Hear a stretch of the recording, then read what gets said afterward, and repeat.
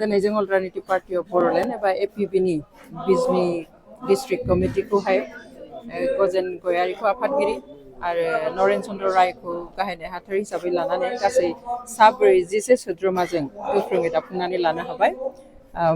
बिजनि जिल्लानि दाब दाब जायगानिफ्राय नुजाथिफैनाय जा थान्दैफोर बिथांमोननि गोख्रों बाहागो लानायाव बेखौ दानाय जादों। जों आसा खालामो बेनि गेजेरजों बिजनि डिस्ट्रिक्टआवहाय एपिबिआ गोख्रोङै खामानि मावनो हागोन।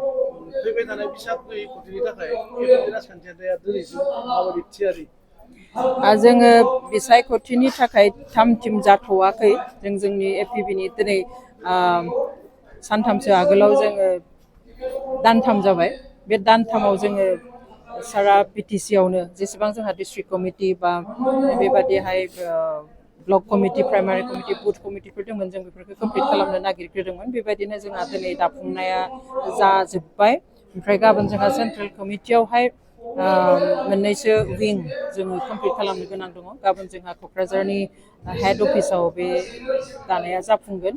सेन्ट्रेल वुमेन विं, इउथ विं आरो माइन'रिटि सेल, आदिबासि सेल आरो अबिसि सेल बेखौ दाफुंना लानायनि उनाव गाबोननि जितु CWC काम जेनेरेल मिटिं दङ बे दाफुंना लाखांनायनि उनाव जोङो लासैहै जोंनि गासै फैगौ बिसायख'थिजों रिलेटेड गासैबो बाथ्राफोरखौ जोङो सावरायलांगोन।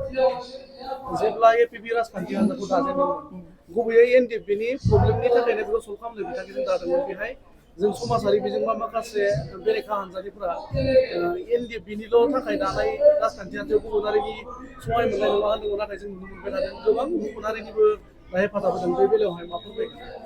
नङा, जों मालाबाबो खालि एनडिएफबिनि इसुखौल' लानानै बेखौ दादों होननानै जों मालाबाबो बुङाखै। नोंथांमोननि जुदि गोसोआव दङ 2 एप्रिलाव 2 एप्रिलाव जेब्ला जोङो लन्च खालामदोंमोन आंनि ओइखालिनि स्पिच, आंनि जितु बाइट होनाय बेयाव नोंथांमोनहा खोनागोन जे जोंहा जितु थाखानाय जि सासन बेबस्था दङ बेनि जोंहा दिनै रैखाथि होनो गोनां दङ।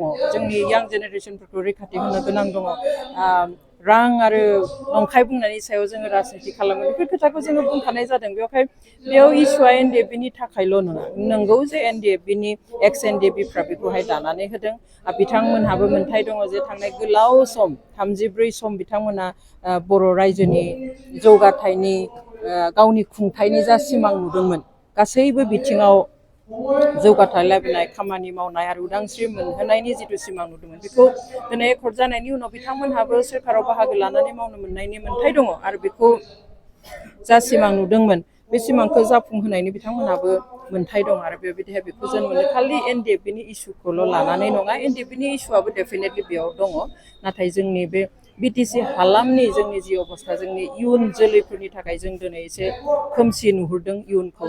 जों दिनै यां जेनेरेसननि जि इयुन जोंनि बिटिसि बेबस्थायाव बेखौहाय जोङो दिनै लोरबां नुहरदों, खैफोद फैसि नुहरदों। बेवहाय जोङो एपिबिखौ मोनसे बिबान हिसाबैसो लानो थाखाय जों फैदों। बेयो खालि पावार बा गादिनि थाखाय नङा, नाथाय मोनसे मुभमेन्ट, मोनसे बिबान हिसाबै जों माने बिबानखौ लानो फैदों। आरो बे मुभमेन्टआनो जाबाय जोंहा समान मोन्थायनि थाखाय मुभमेन्ट जागोन। बियो सोमावसारनाय जागोन पलिटिकेलि, जोंनि जास्टिसनि थाखाय, जोंनि गोजोर जौगाथायनि थाखाय आरो जोंनि गोजोर सान्थिनि थाखाय। Thank you.